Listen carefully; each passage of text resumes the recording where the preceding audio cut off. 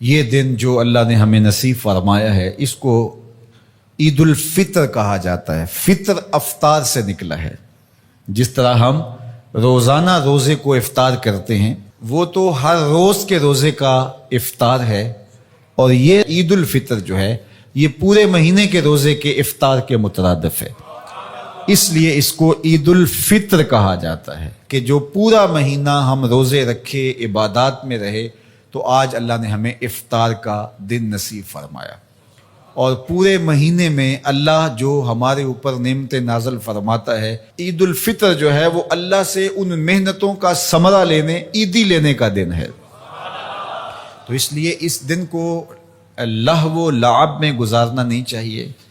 یہ بازاروں کے لیے عید نہیں ہے، یہ عید آوارگی کے لیے نہیں ہے، یہ عید اس لیے نہیں ہے کہ جو ہم نے پابندیاں پورے مہینے میں جو رکھیں تو ان ساری پابندیوں کو اب توڑ دیں۔ وہ سیکھنے کا موقع تھا، اب اس پر عمل پیرا ہونے کا موقع ہے۔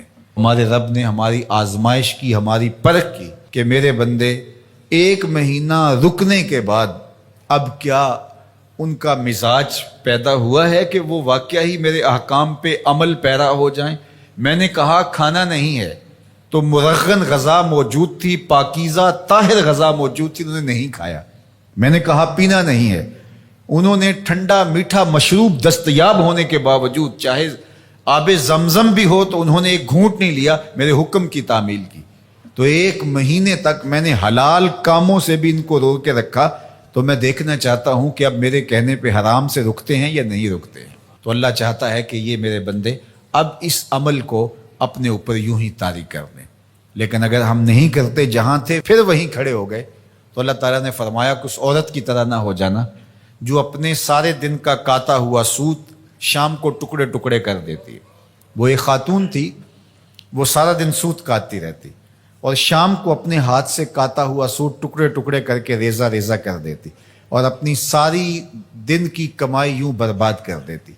تو فرمایا کہیں تم بھی ایسے نہ ہو جانا کہ اپنی ساری محنتوں کو جب پھل ملنے کا وقت آئے، جب صلہ ملنے کا وقت آئے، تو اس وقت تم ترک کر دو اور تم پھر اس عورت کی طرح ریزہ ریزہ کر دو۔